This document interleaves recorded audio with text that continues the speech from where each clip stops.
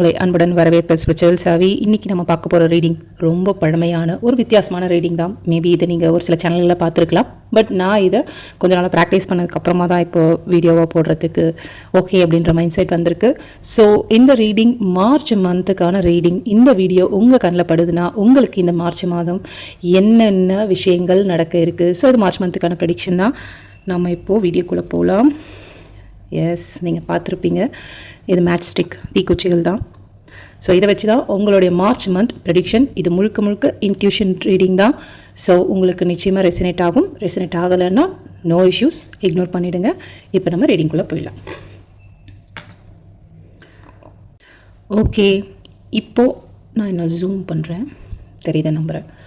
So இந்த March மாதம் உங்களுக்கு ஒரு புதிய வாய்ப்புகள்லாம் வர காலம்.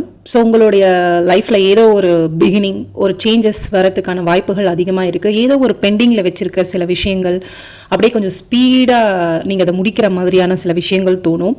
அது மட்டும் இல்லாமல் சிலருக்கு வேலை விஷயமாக உங்களுக்கு ஏற்ற மாதிரி சில சாதகமான சூழல்கள், மாற்றங்கள்லாம் உங்களுக்கு வரும்.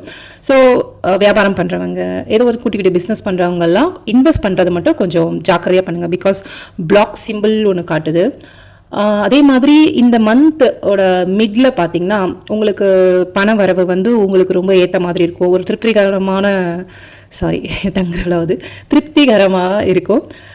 இருந்தாலும் கொஞ்சம் இந்த ஆடம்பர செலவுகள், அடுத்தவங்கள பார்த்து உங்களுக்கு ஒரு விஷயம் பிடிச்சிருக்கு அப்படின்றதெல்லாம் தேவையில்லாமல் செலவு பண்ணாதீங்க. உங்களுக்கு அது நீடா அப்படின்றது யோசிச்சுட்டு ஒரு விஷயம் வாங்குங்க. பட் என்னை பொறுத்தவரையும் நீங்கள் இந்த மந்த் ஒரு அனாவசிய செலவுகளை குறைச்சிட்டு சேமிப்புன்றது கொஞ்சம் வேணும் அப்படின்ற மாதிரி தோணுது.